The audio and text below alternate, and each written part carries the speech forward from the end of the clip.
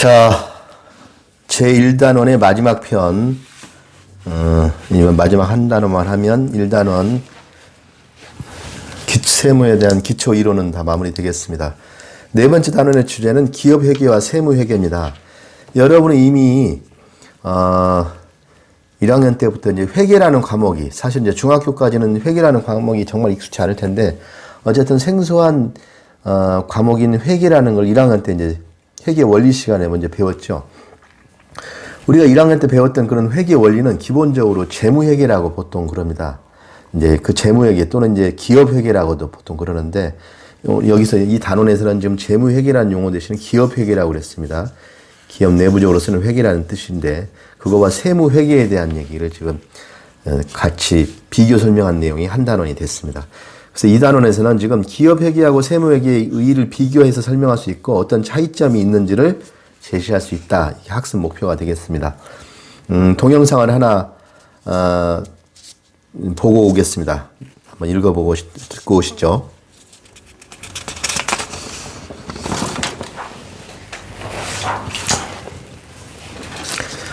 자, 영상 잘 보셨습니까? 네. 예, 기업회계하고 세무회계는 다 목적이 따로 있습니다. 그 차이를 한번 보도록 하겠습니다. 자, 먼저 기업회계라고 하는 건, 예, 기업 전체의 경영 성과, 재무 상태가 신뢰성 있는 정보를 투자자한테 보여주기 위한 겁니다. 즉 무슨 말이냐면, 우린 투자자를 크게 몇 가지로 나눌 수 있죠? 투자자를. 자, 우리 1학년 때 상업 경제 시간에 좀 배웠었죠. 뭐와 뭐였어요? 주식과 채권 기억나나요? 예. 기업 입장에서는 자금을 융통하는 방법은 두 가지가 있다. 어떻게? 주식으로. 주식을 발행해서 투자자를 모으는 것 같고, 또 하나는 채권을 발행하는 겁니다. 그렇죠? 채권을 발행하는 건 뭐죠? 돈을 빌려오는 거죠. 그리고 얘는 주식을 발행하는 건 뭐죠? 빌려오는 개념이 아니죠. 그렇죠. 이건 투자를 받는 겁니다. 투자. 주주가 되는 거니까. 우리 같이 일하자. 너 돈 좀 갖고 들어와. 근데 회사 잘 되면 같이 잘 되는 거고요. 회사가 망하면 같이 망하는 거예요. 채권은 뭐죠? 그렇죠. 투자 개념이 아닙니다. 빌려오는 거기 때문에 정해진 이자를 주면 되는 겁니다. 회사가 잘 되든 못 되든 이 사람은 그 이자만 받으면 되는 거죠. 어쨌든 이 두 가지 형태로 기업에선 자금을 가져올 수 있는데요. 자, 그러면 A라는 기업이 있다 쳐봐요. 그러면 이 회사 관리자는, 경영자는 어떻게 됩니까? 예, 이번에 주식을 또 추가로 발행하고 싶어. 그러면 어떻게? 투자자들을 모아놓고서 우리 회사는 정말 괜찮은 회사입니다. 미래가 굉장히 밝습니다. 앞으로 시장 전망도 좋습니다.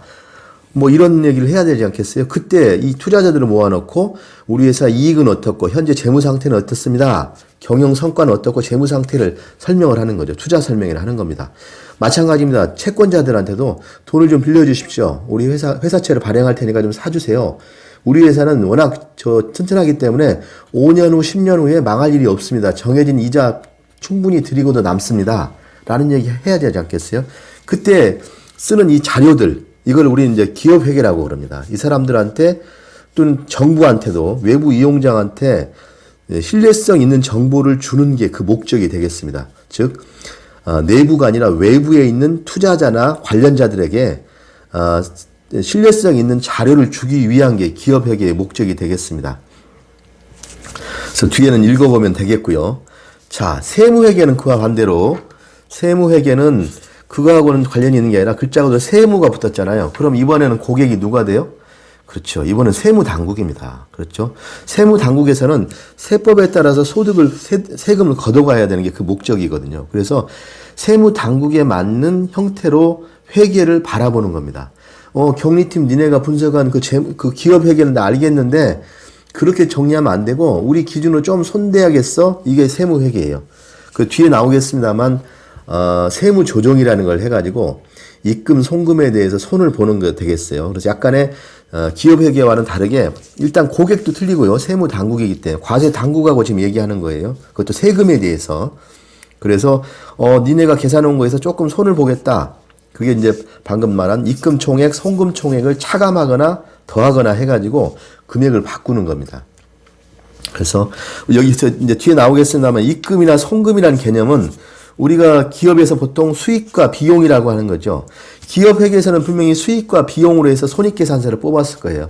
우리 수익이 얼마였는데 비용이 얼마여가지고 우리 당기 순이익이 얼마입니다. 이렇게 뽑아놨을 건데 세무당국에서는 와가지고 이렇게 얘기하는 겁니다. 야, 니네 수익이라고 했는데 여기다가 뭘 좀 더해야겠어. 아니야, 요건 빼야겠어. 또 비용이라고 했는데 이거 좀 더하자. 더 비용으로 인정해줄게. 안 돼, 요건 비용으로 인정 못해.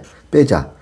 그래서 더하고 빼고 또 비용도 더하고 빼고 이거 조정을 하거든요. 세무조정이라고 하는데 그렇게 해서 이제 입금과 손금을 금액을 정하는 건데 여기서 그 빼면 이게 뭐죠? 예, 그게 바로 이제 과세 표준이라고 하는 우리 아까 배웠던 앞단에서 과표라고 하는 거예요. 여기다 세율을 때리는 거죠. 자, 어쨌든 그런 형태로 태생부터가 그러니까 틀린 거죠. 기업회계는 고객들, 투자자를 위해서 회사가 자기네 실적을 보여주기 위한 용도로 쓰는 게 기업회계인 거고요. 그렇죠? 그 다음에 세무회계는 세무당국과의 관련된 세금을 내기 위한 기초자료를 쓰기 위한 회계 내용이 되겠습니다. 자, 이제 의의는 알았고요. 이제 차이에 대해서 조금 더 디테일하게 한번 들어가 보도록 할게요. 자, 규정이 별도로 존재한다. 당연하죠. 서로 목적이 틀리니까 차이가 있다는 말씀 좀 드리고요. 여기서도 말씀드린 것처럼 세법상의 과세소득은 기업회계의 세전회계 이익에서 출발해서 차이가 나는 부분, 즉 세무조정 부분이 있다는 겁니다. 세무조정. 세무회계에서는 이런 내용을 주로 다루는데요. 어쨌든 재무회계에서 계산하는 금액에다가 플러스 마이너스를 더 하는 거예요. 수익은 좀 더 인정해줄게. 아니야, 이건 빼. 이 항목은 빼. 비용 좀 이거는 더 인정해주고 이거는 빼. 이렇게 조정시키는 세무조정 절차를 거치는 겁니다. 요거 이제 우리 선생님 미리 얘기할게요. 나중에 이거 1학기 중간고사 주관식으로 낼 거예요. 세무조정. 방금 선생님 말씀한 내용이 이게 세무조정이에요. 그렇죠? 플러스 마이너스 시키는 거, 조정시키는 거. 이게 세무조정이 되겠습니다. 요거 기업회계 존중은 읽어보시고요. 이것도 아까 저기하고 똑같아요. 신의성실의 원칙에서 납세 의무자를 성실한 납세자라고 전제하고 한다 하는 거. 그 다음에 범죄자도 그 위배사항이 충분히 드러나기 전까지는 어떻게 한다? 판결이 있기 전까지는 무죄 추정을 한다고 그랬잖아요. 그거가 똑같이 기업회계도 세법에 이러이러한 규정이 있는 게 아니라면 다 어떻게 해야 된다? 기업의 관행을 인정해 주라는 거죠. 그래, 니네 그래 성실하게 작성했겠구나.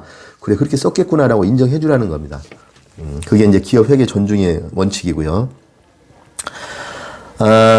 요건 이제 읽어보시고 여기 한번 볼게요. 자, 세무 조정을 하는데 그 내용은 이런 거예요. 예를 들면 세법 중에서 인정하지 않는 항목을 갖고 파악해서 세무 조정을 하는데 예를 들면 접대비 같은 경우 만약에 접대비를 예를 들면 어떤 회사에서는 1억 원을 썼을 수도 있겠죠. 1년간 1억 원 썼다. 그런데 세무당국에서 볼 때는 실제로 그렇게 썼는지는 모르겠지만 니네 그 금액에서 다 인정 못 해주고 내가 이만큼만 인정해, 일부만 인정해 줄게. 이렇게 하는 거예요. 그렇죠? 전체는 인정 못 해주겠다.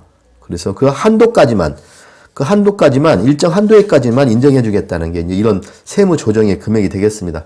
니네가 그걸 다 썼는지 어쩐지 모르겠다만 그래 실제로 썼을 수도 있겠죠. 1억 원을. 근데 니네 1억 원을 쓴 게 허위란 뜻이 아니라 세법에 의해서 니네는 규모나 이거 봤을 때 예를 들면 3천만 원까지밖에 인정 못 해주겠다. 그럼 나머지 7천만 원은 비용으로 인정을 못 받는 거예요. 그렇죠? 그럼 비용으로 인정 못 받는다는 뜻은 뭐예요? 당기 순이익이 줄어들어요, 늘어요? 비용이 줄으면 그렇죠. 이익이 늘죠. 그럼 세금 낼 금액이 많아진다는, 과표가 올라간다는 뜻이 되겠습니다. 자, 이렇게 세무 조정 항목이 발생한다라는 얘기고요. 넘어갈게요. 세무 조정 유형인데 입금 산입, 입금 불산입, 송금 산입, 송금 불산입 그랬습니다. 근데 여러분들 이렇게 생각하면 돼요.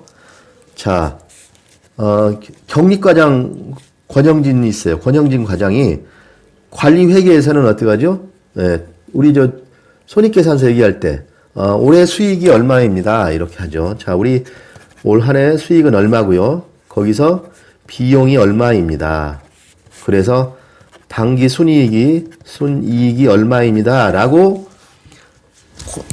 소위 말하면 재무회계, 관리회계에서는 이렇게 뽑았을 겁니다. 근데 국세당국에서 오면 야, 왔는데 니네 수익이라고 하는 이익자 잘 기억하세요. 여기다가 이것 수익이라고 그랬는데 이것을 더해. 니네 수익은 왜 이거 수익을 안 잡았어? 수익에다 더하라는 겁니다. 입금 산입. 여기다 더하라는 거죠. 이만큼을 더하라고, 이만큼을 더하라고 하는 겁니다. 그럼 수익이 늘어나면 이게 늘어요, 줄어요? 이게 늘어나면. 그렇죠. 이게 늘죠. 그럼 여기다가 이게 과표가 되니까 여기다 세율을 때린다고 그랬잖아요. 그러면 세금 많이 내게 되는 거죠. 그러면 입금 산입이란 말은 기업 입장에서는 좋은 거예요, 안 좋은 거예요? 그렇죠. 안 좋은 거죠. 금액이, 이익이 커지면 세금 많이 내야 되니까. 근데 입금 불산입은 뭐냐면, 야, 이거 니네 수익으로 잡긴 잡았는데 이거는 빼도 돼. 예, 이건 빼. 수익을 빼주겠다는 겁니다. 그럼 좋은 거죠. 기업 입장에서는. 기업 회계에서 니네 수익을 잡았지만, 야, 이거 이익에서 빼줄게. 빼라고 하는 거죠. 그럼 좋은 거죠. 자, 이번엔 비용입니다. 손금이라고 하는데, 손금에서, 야, 니네 비용으로 안 잡았는데 이거 비용으로 넣어. 이렇게 잡아주는 거예요. 비용으로 잡아지면 순이익은 줄어요, 늘어요? 비용이 늘어가면. 그렇죠. 비용이 커지면 이익이 줄죠. 그럼 세금 적게 내니까 기업은 좋아할 일입니다. 아이고, 감사합니다. 그런데 말이다. 네 비용이라고 했던 거에 접대비 니네 1억 썼다고 그랬지? 야, 이 인정 다 못해. 접대비 3천만 원 인정할 테니까 나머지 7천원 빼. 이렇게 하는 거죠. 그럼 비용이 줄기 때문에 이익이 늘어나는 거죠. 이렇게 넣었다 뺐다 하는 이 과정. 이게 바로 뭐라고요? 그렇죠. 관리 회계에 있어서 수익 비용에 있다가 세무 회계에서 바라보는 시각으로 입금 산입, 입금 불산입, 송금 산입, 송금 불산입을 넣었다 뺐다 하는 이 과정. 이게 바로 뭐라고? 예, 세무 조정이라고 말씀드렸어요. 앞단원에서 가로넣기 시험 내겠다고 했습니다. 이렇게 조세 규정에 맞게 플러스 마이너스 가감하는 과정을 세무 조정이라고 합니다. 근데 어쨌든 이렇게 네 가지 유형이 있어요. 입금 산입, 입금 불산입, 송금 산입, 송금 불산입. 예, 이 과정을 거쳐서 이제 그렇죠. 이렇게 바꾸고 나면 이게 바로 이제 소위 말하는 과표가 되겠습니다. 과세 표준. 여기다가 세율을 때린다고 말씀드렸어요. 요 밑에 한번 기업회계와 세무회계 차이점 한번 볼까요? 자, 기업회계는 아까 손님들이 바깥에 있다고 그랬어요. 주주들한테 또는 채권자들한테. 우리는 지난 1년간 어떠한 성과를 거뒀습니다. 당기 순이익 얼마라고 계산하면서 그래서 여차저차해서 투자비 빼고 이번에 배당 얼마 하겠습니다. 이런 식의 설명을 할 수가 있겠죠. 그래서 항상 1년에 회계가 마감되고 나면 4월 말쯤에 기업별로 전부 다 뭘 하냐면 그렇죠. 주주총회를 하잖아요. 4월 초중반쯤에. 그러면서 지난 1년간의 성과를 보고하는 겁니다. 왜? 주주들한테 보고해야죠. 우리 1년간 여차저차해서 작년에 얼마를 벌었습니다. 그래서 여러분들한테 조만간 배당을 얼마 하겠습니다. 이걸 이제 설명하는 그런 거죠. 이게 다 기업회계 내용입니다. 재무회계 마찬가지고요. 세무회계는 그거 다르다고 그랬어요. 과세소득금을 계산하기 위한 과정으로 만든 게 지금 세무회계라는 말씀 드렸고요. 자, 그래서 여기에 보면 권리의무 확정주의라는 게 나와요. 뭐냐면 사업연도나 과세기간의 소득을 그 사업연도 등의 기관에서 수취할 권리가 확정된 막 하는데 말이 어려워. 요지는 뭐냐면 자 2019년이 있고요. 올해 2020년이 있어요. 2020년이 있는데 어떤 의무가 발생해서 돈은 올해 나갔다 할지라도 그 의무 자체가 발생이 작년에 있었어요. 작년에 내가 어떤 회사에서 무슨 실수를 했거나 뭘 잘못해서 A라는 회사가 B라는 회사한테 돈을 물어줄 일이 생겼어. 돈은 근데 올해 나갔죠. 하지만 이 원인이 되는 일은 작년에 발생을 했어요. 그러면 올해 비용으로 떨어야 돼요? 작년 비용으로 떨어야 돼요? 그렇죠. 여기는 지금 그 얘기 하는 거예요. 발생주에 따라서 권리 의무가 확정된 날을 기준으로 하라는 겁니다. 그럼 즉, 다시 말하면 2019년도 실적으로 이 비용을 떨으라는 거죠. 부채가 됐던 이 내용을. 실제로는 돈은 오래 나갔다 할지라도 권리 의무는 작년에 생겼기 때문에 지금 그 얘기를 하고 있는 겁니다. 그래야 세금 낼 금액이 명확해지죠. 이게 두루뭉실하게 되면 이걸 예를 들면 올해 세금이 많을 것 같으면 슬쩍 다음에로 넘기기도 하고 유리하게 하려고. 그렇죠. 이렇게 생길 수 있기 때문에 명확하게 그 권리 의무가 발생한 기준에 따라서 언제 발생했냐. 돈은 나중에 나갔더라도. 그래서 그 내용이 되겠습니다. 반면에 기업회계는 수익비용 대응 원칙입니다. 실제로 언제 실현했냐, 언제 나갔냐를 따지면서 하는 게 좀 수익비용 대응의 원칙이 되겠어요. 이거는 기업회계에서는 이렇게 본다는 얘기입니다. 그 다음에 입금 손익 보시고요. 그 다음에 이제 차이에 아까 얘기했어요. 접대비 아까 대표적으로 얘기했습니다. 기업회계에서는 접대비가 만약에 1억이 들었다 할지라도 어떤 관공서 로비를 했든 어쨌든 간에 실제로는 썼다는 거 아니겠습니까? 기업회계에서는 그건 어떻게 해야 돼요? 그걸 거짓말 써요? 아니죠. 주주들은 용서 못하죠. 있는 대로 써야죠. 우리가 이번에 그 사업권을 따내기 위해서, 소위 말하면 그 원청 회사에다가 1억 원 로비를 했습니다. 접대하고 뭐 했었습니다. 그럼 다시 사실대로 주주들한테 얘기는 해야 되죠. 다만 세무회계에서는 인정을 왜 못한다. 야, 니네 1억은 다 인정 못 해줘. 그럼 세금 조금밖에 못 내니까. 야, 니네 3천까지밖에 규정해서 못 해주겠어. 나머지 7천은 니네가 다 알아서 하세요. 그 네 사정이고 이렇게 하는 거죠. 그래서 이런 차이가 있다. 인정 금액이 다르다는 거죠. 대표적인 게 아까 방금 접대비 예로 들었습니다만 감가상각비도 그래요. 감가상각비를 이거를 자기들 규정대로 얼마든지 쓸 수 있게 해주면 어떤 문제가 생겼어요? 그렇죠. 1억 주고 산 물건을 감가상각을 그 다음에 다 떨어버려. 그렇죠. 비용 상계시키기 위해서. 그런 문제가 있잖아요. 그래서 규정이 있다는 거죠. 세법에서는 정액법으로 할 거냐, 정률법으로 할 거냐, 그것도 기간에 대해서 어느 정도 하다든지 이게 다 정해져 있습니다. 기부금도 마찬가지죠. 기부금을 무한대로 인정해 주게 되면 문제 복잡해지죠. 특정 종교단체에 속한 기업이야. 그러면 그 종교단체에다 기부를 막 있는 수익금을 다 갖다 주면 어떻게 되겠어요? 그렇죠. 세금 낼 돈이 없잖아요. 만약 이걸 무한대로 허용해 주게 되면 그렇죠. 이익 나는 걸 전부 다 그렇죠. 그 단체에다 기부해버려. 국세청에다는 저희는 단기 순이익이 없습니다. 수익이 없네 하나도. 이걸 인정해주면 어떻게 되겠어요? 그렇죠. 국세청 입장에서는 그건 아니죠. 우회로가 되니까 야 그건 네 사정이고 기부금은 이만큼밖에 인정 못하고 나머지는 다 기부금 인정 못해. 그렇죠. 송금 불산입 아까 배웠던 것처럼. 그래서 니네 얼마 뺐다고 그랬는데 야 그 인정 다 못해. 더해. 이제 이렇게 되는 거니까. 그래서 이렇게 조정하면 되겠습니다. 자, 보충학습에 한번 보면요. 기업 회계 기준이 있습니다. 여러분이 보통 이제 따는 자격증들 있잖아요. 그렇죠. 운용사. 여기다 써볼까요? 자, 여러분들이 따는 자격증 보통 여러 가지 많이 따던데, 선생님도 이번에 이제 공부하면서 같이 이제 배웠습니다. 선생님도 이번에 운용사 2급 땄는데요. 운용사 같은 경우는 어디서 하죠? 상공회의소에서 하죠. 그렇죠. 그 다음에 또 하는 게 뭐죠? 여러분 지금 막 배우고 있는 전산회계는 여기는 어디서? 세무사에서 하죠. 세무사에서 하고 있고요. 또, 그 다음에 공인회계사에서 하고 있는 게 뭐죠? 선생님이 좀 엊그제 시험 봤던, 그쵸. FAT, 그 다음에 TAT. 선생님 좀 FAT는 다 끝났고, 1급 끝났고, TAT도 지금 2급 그냥 하고 있어요. 자, 그런데 어쨌든, 이렇게 다 자격증별로 조금씩 용어나 이런 게 조금 차이 나는 경우를 가끔 봤을 거예요. 그게 왜 그러냐면, 바로 이것 때문에 그래요. 적용 기준이 다 틀리다는 거죠. 네. 중소기업 회계기준, 일반기업 회계기준, 그 다음에 한국채택국제회계기준, KIFRS라고 하는, 여기 다 있다고. 그렇죠? 그럼 이건 뭐냐? 회사별로 규모별로 틀린 거예요. 여러분 상장 주식회사, 비상장 주식회사 나눠졌는데 상장이란 말이 뭐죠? 예, 영어로는 리스팅이라고 하는데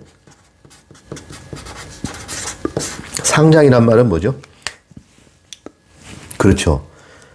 예, 주식 거래소에다가 주식을 상장 올리는 겁니다. 그럼 사고 팔 수가 있다는 뜻이 되겠죠. 그렇죠.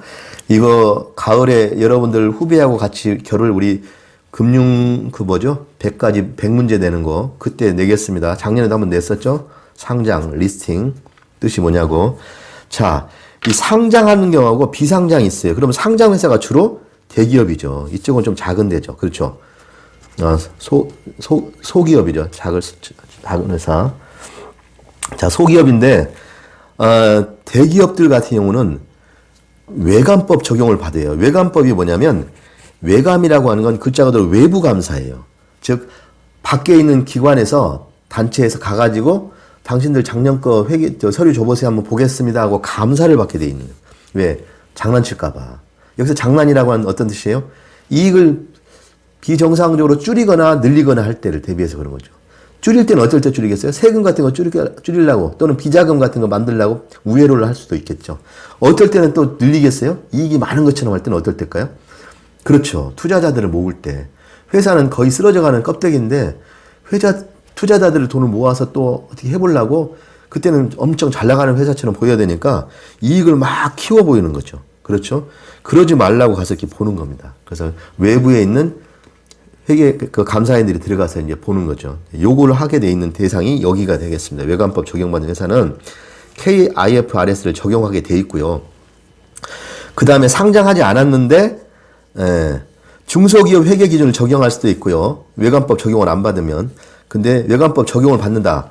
상장은 안 했지만 일정 규모가 있어서 그러거든요. 그러면 그때는 여기 써졌던 외관법 대상자는 자산 총액이 120억 이상이 써졌죠. 이런 내용들. 여기에 해당되는 회사인데 상장은 안 했어. 그러면 이때는 일반 기업 회계 기준하고 요걸 선택해서 할 수 있다는 거죠. 이걸 적용해도 되고 일반 기업 회계 기준을 적용해도 되고. 근데 그조차도 안 된다. 대부분의 여러분들이 알고 있는 조그마한 회사들은 다 여기에 해당될 겁니다. 중소기업들은 다 그냥 중소기업 회계 기준을 적용해서 처리하게 되어 있습니다. 참고로 뒤에 나오려나요? 여러분 CPA라고 하는 공인회계사 있죠? 공인회계사. 우리 반에서도 이걸 목표로 공부하는 친구도 있는 걸 알고 있어요. 또 하나는 뭐가 있죠? 세무사가 있죠. 그렇죠. 여기 세무사, 공인회계사처럼.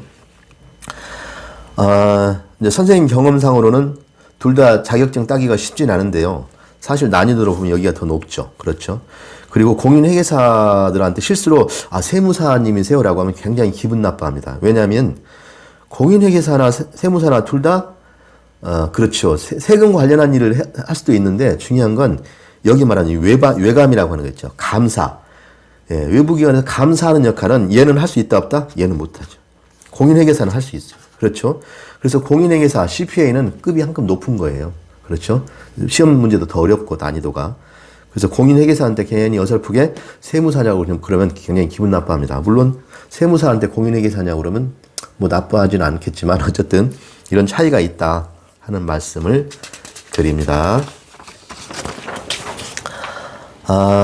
여기까지 하면 되겠고 뒤에는 그냥 뭐 토의를 해보자 30분간 어떠고서 써졌는데 그냥 여러분 이거는 할 수가 없다 보니 나중에 영상 미팅 한번 할 수 있으면 한번 생각해 보기로 하고 일단 요거는 여러분이 한번 읽고 넘어가는 걸로 하겠습니다.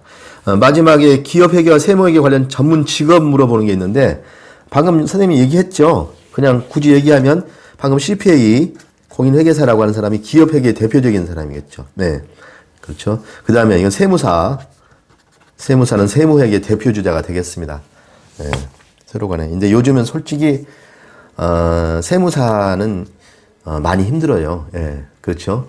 왜냐면 여기도 고객을 클라이언트라고 하는데 자기하고 거래하는 회사를 많이 만들어야 되는데 기존 세무사들이 다 자리 잡고 있어서 쉽지가 않습니다. 물론 CPA도 마찬가지인데 물론 일반 다른 격에 비하면 밥 먹고 사는데 좋긴 하지만 어쨌든 과거에 비하면 이제 합격하고 나서 이거를 큰 돈을 버냐 그러면 그것도 좀 쉽진 않다. 물론 자기가 엄청나게 활동을 하고 그러면 이제 괜찮겠습니다만 전문인 직업 중에 좋은 직업이긴 해요. 그러긴 한데 과거만큼은 안 된다. 그래도 그럼에도 불구하고 여러분들은 한번 도전해 볼 필요가 있다.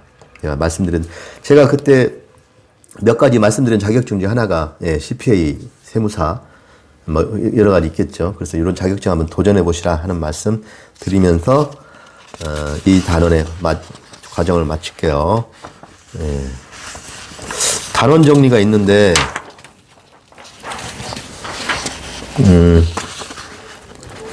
문제를 풀어야 되겠네. 문제 풀이까지 하려면 배터리가 어쩔나 모르겠네. 아무튼 단원 잠깐만 끊고 가겠습니다.